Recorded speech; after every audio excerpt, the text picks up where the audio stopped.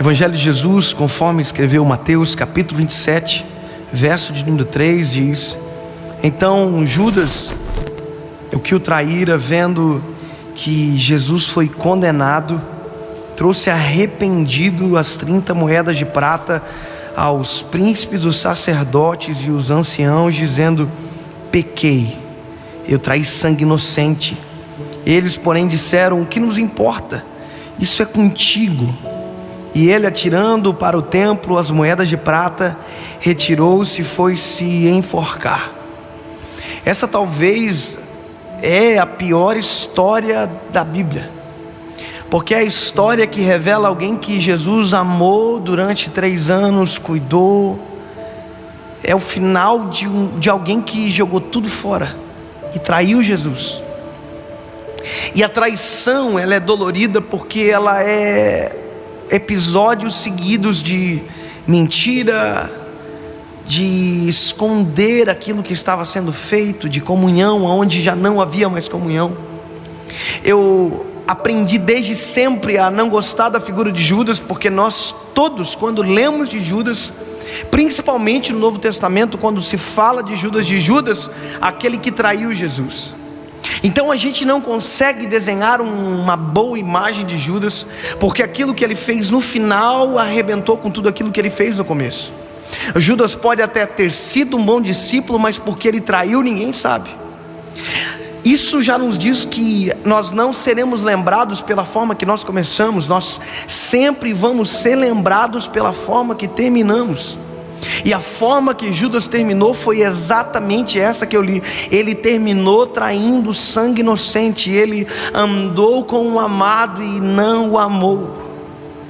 Ele escolheu a traição. Então o final da história é algo terrível, porque é quando Judas percebe o que ele fez, acabou com ele. A Bíblia diz que quando Jesus foi condenado, é que Judas percebeu. E é exatamente o gatilho que faz ele perceber que ele arrebentou com tudo. A Bíblia diz: e Judas viu que Jesus foi condenado e se arrependeu e foi devolver as moedas. Nós, seres humanos, parece que precisamos da queda fatal para poder ver que estávamos caminhando errado. É como se nós estivéssemos numa estrada e todo mundo estivesse dizendo: ei, você vai cair, você vai cair, você vai cair. E nós disséssemos: não, está tudo bem, está tudo bem. E é exatamente isso que acontece com Judas. Ele está traindo Jesus e todo mundo está dizendo à volta: ei, não faça isso. Jesus diz: alguém vai me trair. Ele diz: quem foi? Ou seja, ele continua num algo que vai dar errado. É uma cegueira que é algo que a gente lida hoje. Pessoas que estão vivendo uma vida infeliz, arrebentada, e você diz: como você está?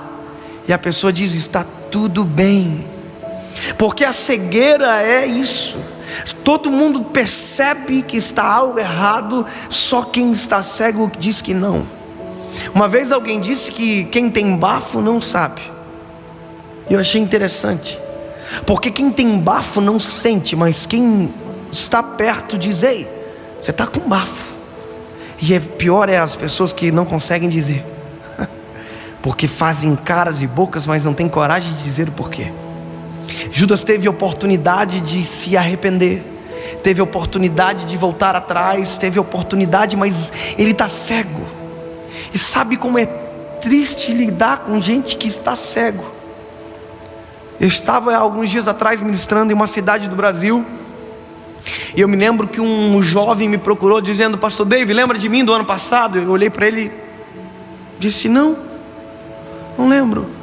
Ele disse: eu era barbudão assim e tal, e o senhor não lembra? Não, tá com a barba menor assim agora.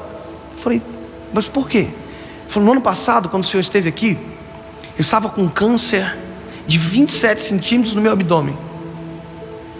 E isso era domingo, e segunda-feira eu ia fazer a cirurgia para retirar o tumor e começar a quimioterapia.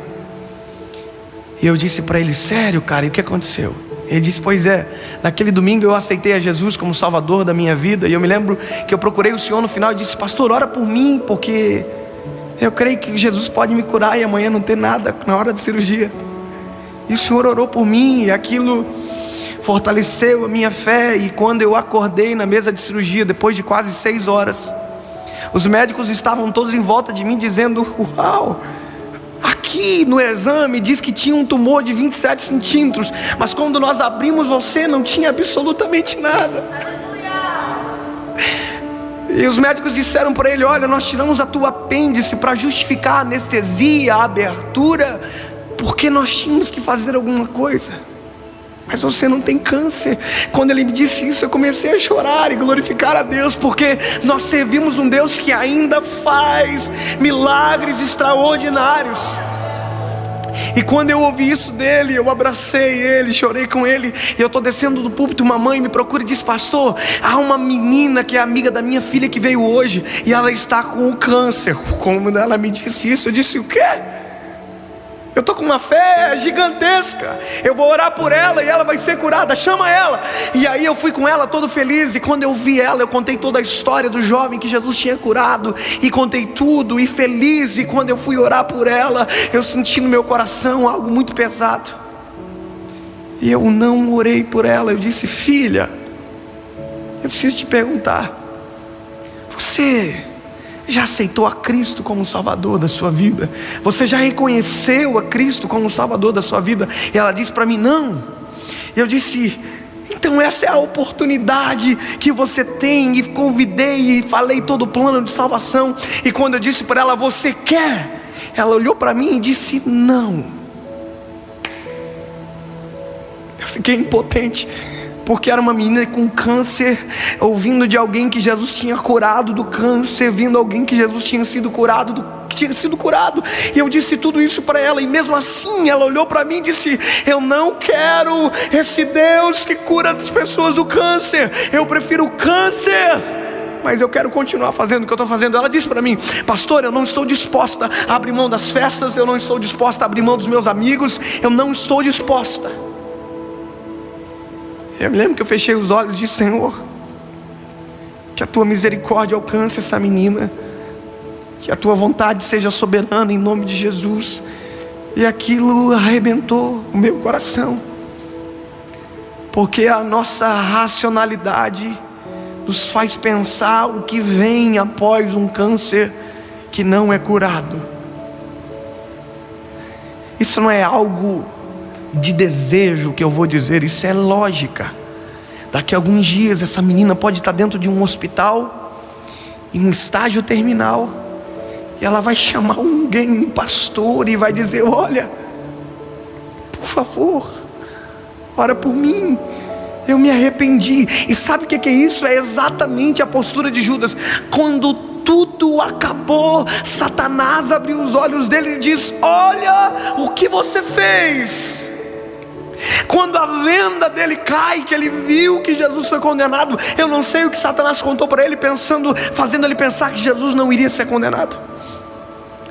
Mas quando ele vê a venda é retirada dos olhos, ele olha para Jesus e ele diz: pá, o que foi que eu fiz com meu amado? A Bíblia diz que ele pega as 30 moedas de prata, vai até o chefe do sacerdote e diz: toma, eu não quero. O chefe dos sacerdotes olha para Judas e diz: ei, agora é contigo, nós não queremos isso daqui, porque essas moedas têm preço de sangue.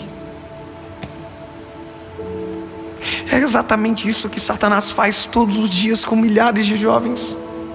Quando o final chega, quando a esquina da vida se apresenta e a pessoa corre, é exatamente isso que elas ouvem: foi você que fez, foi você que caiu. Satanás nunca vai dizer que foi ele. Judas nunca descobriu, mas Mateus capítulo 27 verso 3, ou algo parecido que não me vem à memória, mas diz em um texto: Satanás entrou em Judas.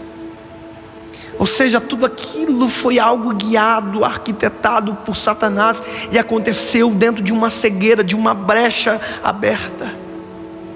O final da história é que Judas pega as 30 moedas de prata que ele recebeu para levar os soldados no Getsêmani, no ambiente de intimidade de Jesus. Ele invadiu com uma multidão de soldados, ele beijou Jesus no rosto, e quando Jesus viu ele, Jesus disse para ele: amigo, o que você veio fazer aqui? E Judas beija ele.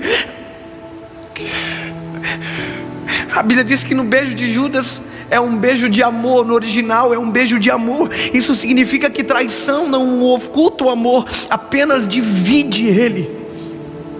Quando Judas beija Jesus, ele ainda ama Jesus, mas outra parte dele já não ama mais. Judas devolve as moedas, ninguém quer, ele joga e sai para se suicidar. Quando Deus colocou essa palavra no meu coração, eu fiquei com muito tempo no meu coração, pensando que eu não queria pregar sobre isso, porque o final da mensagem é um suicídio. E eu fiquei pensando, se eu pudesse encontrar Judas naquele momento, que ele sai arrependido,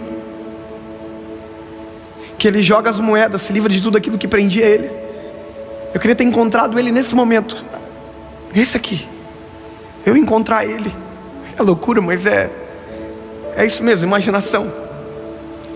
Eu ia encontrar ele, eu ia dizer: Judas, calma.